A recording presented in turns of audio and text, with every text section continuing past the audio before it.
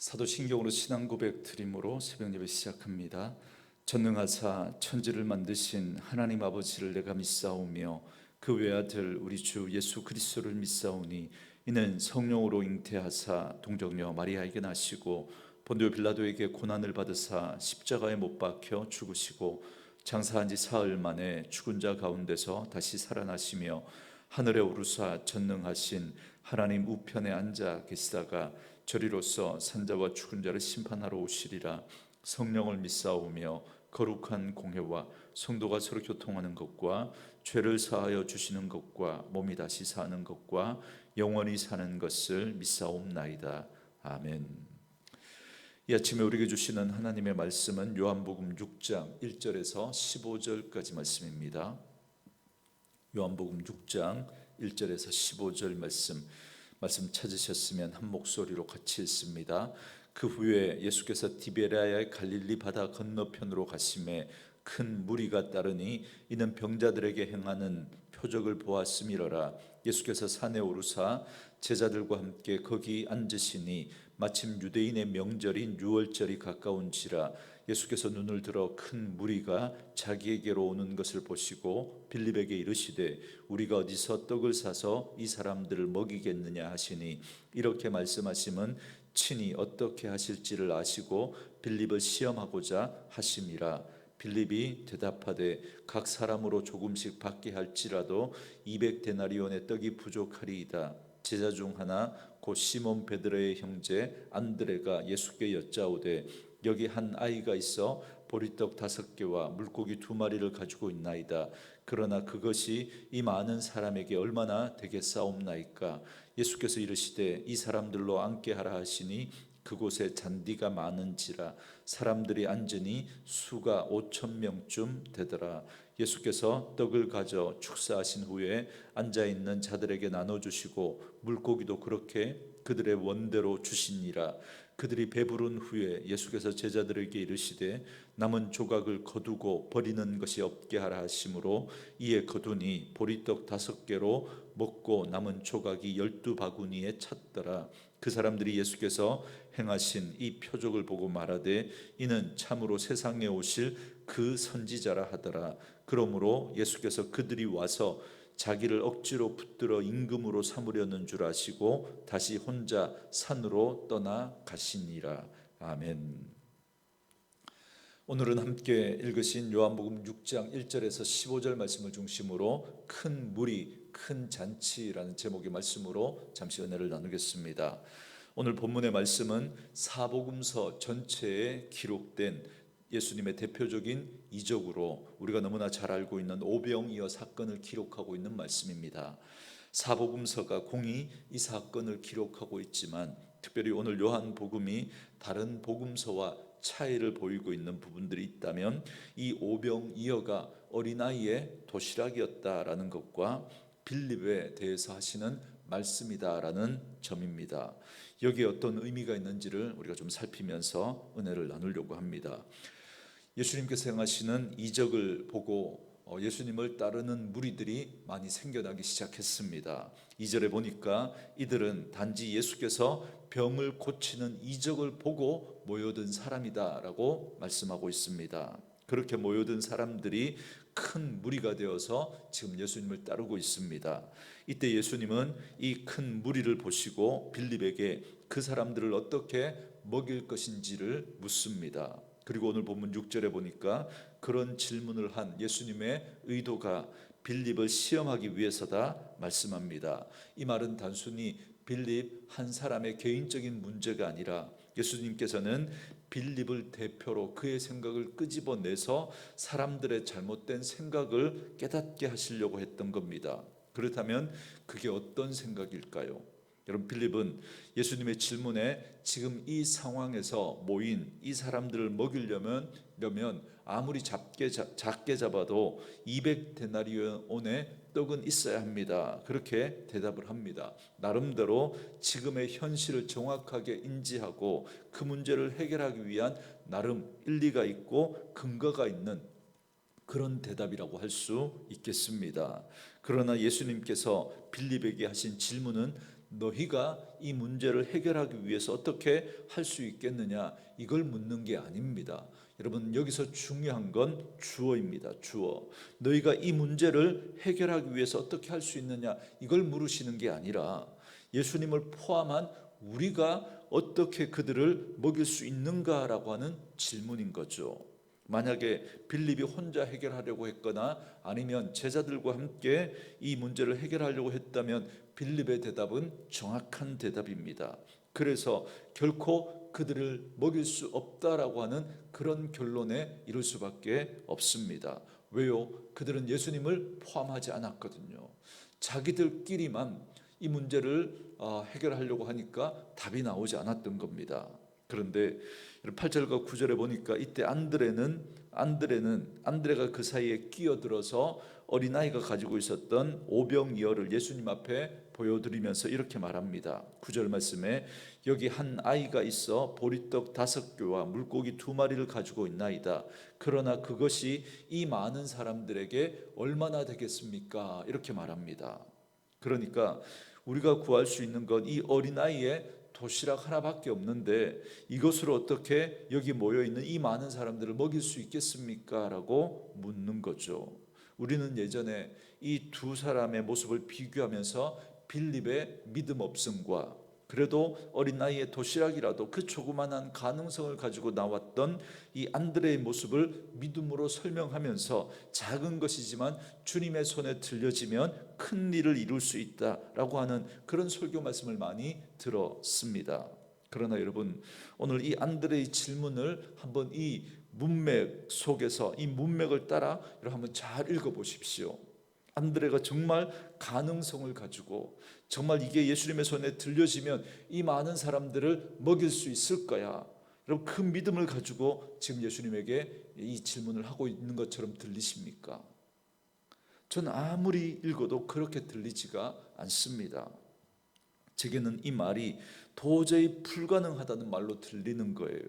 기껏해야 우리 가운데 있는 게 이 어린아이의 도시락 하나밖에 없는데 이게 전부인데 이걸로 어떻게 이 많은 사람들을 먹일 수 있습니까?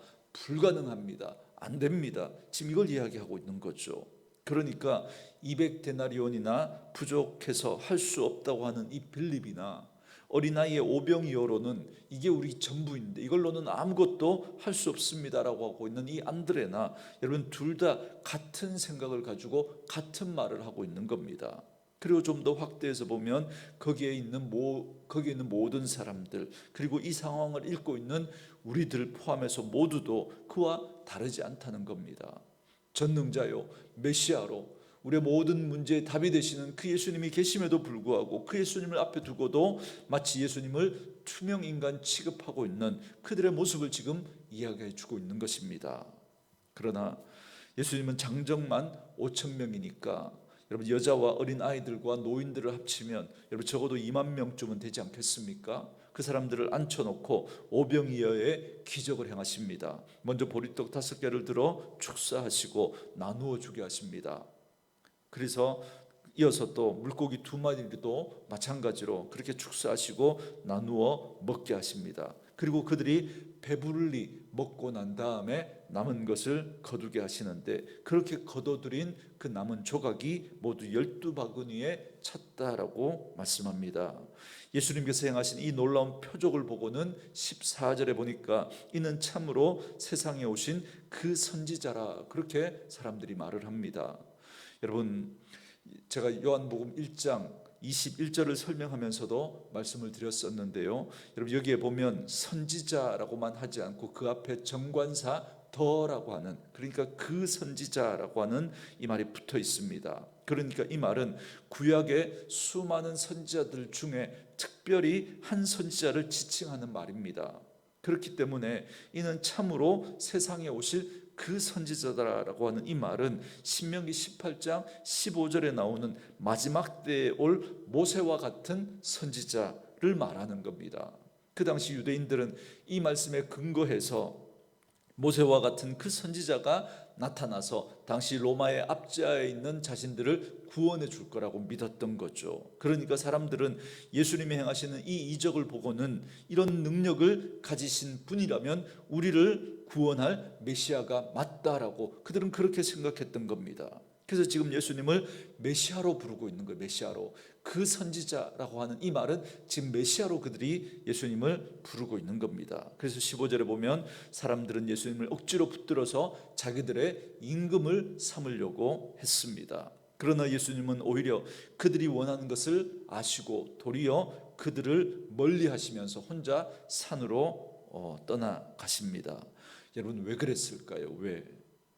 이렇게 사람들이 나를 메시아로 알아봐 주는데, 그렇다면 드디어 내가 뜻을 펼칠 때가 왔구나 라고 하면서 그 사람들을 규합해서 뭔가 일을 해야 하는 것 아니겠습니까?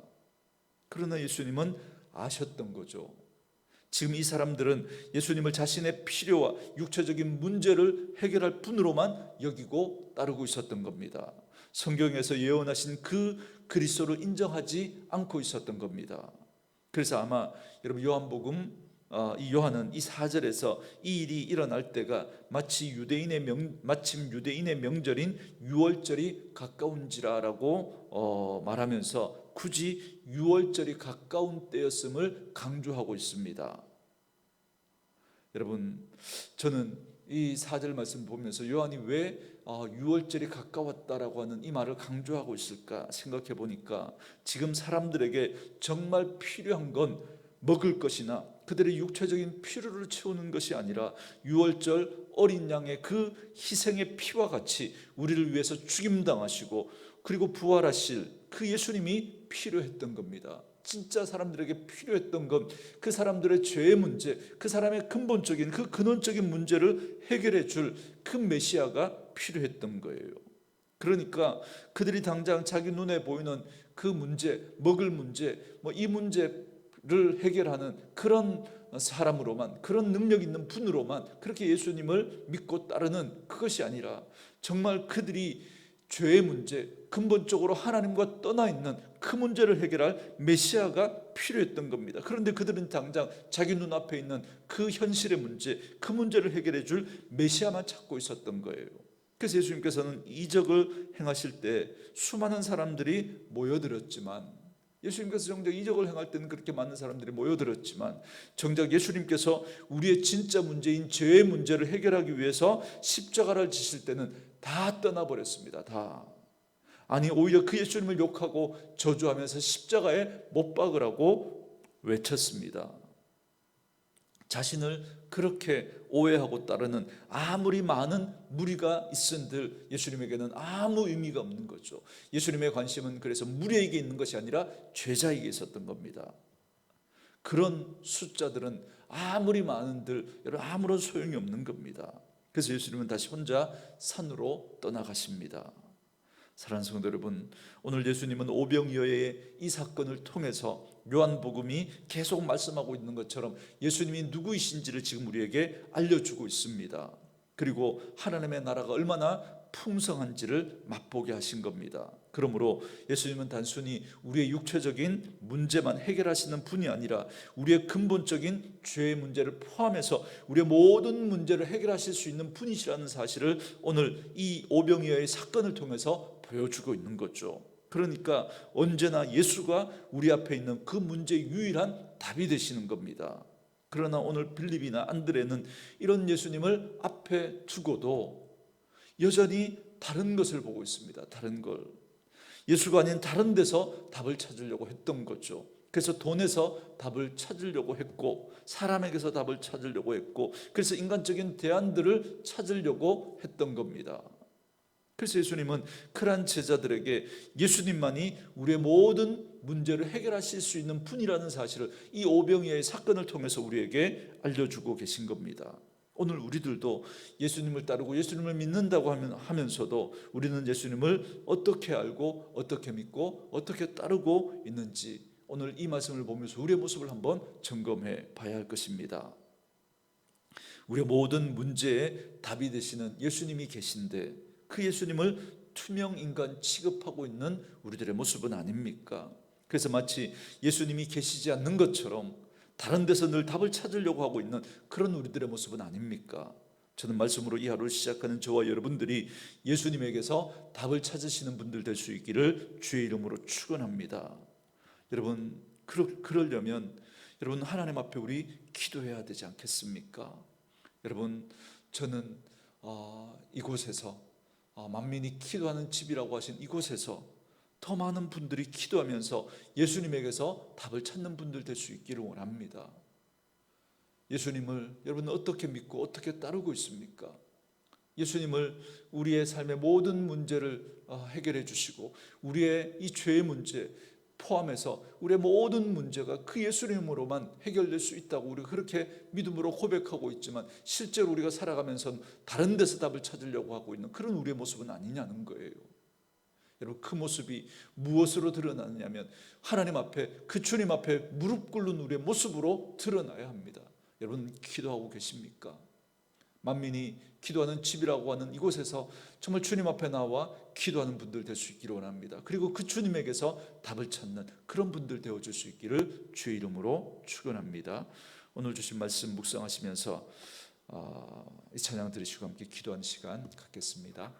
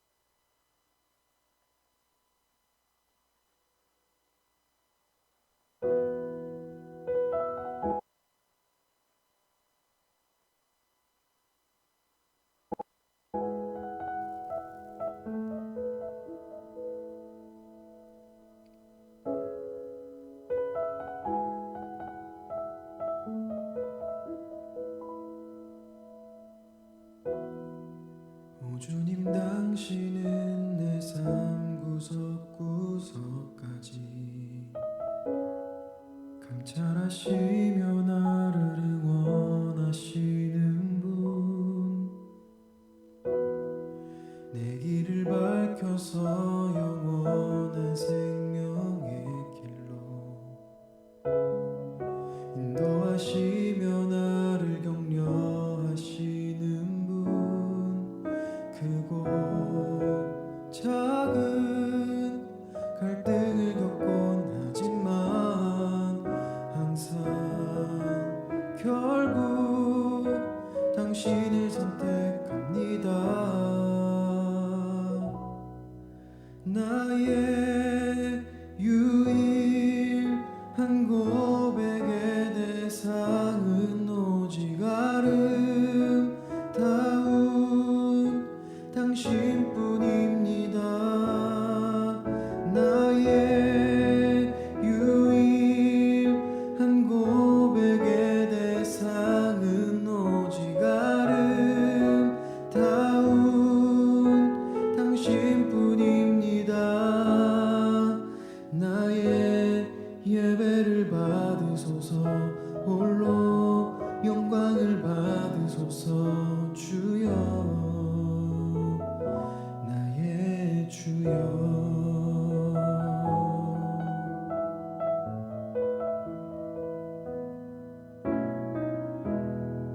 오 주님, 당신은 내 삶 구석구석까지 감찰하시며 나를 응원하시는 분, 내 길을 밝혀서 영원한 생명의 길로 인도하시며 나를 격려하시는 분, 크고 작은 갈등을 겪곤 하지만 항상 결국 당신을 선택합니다.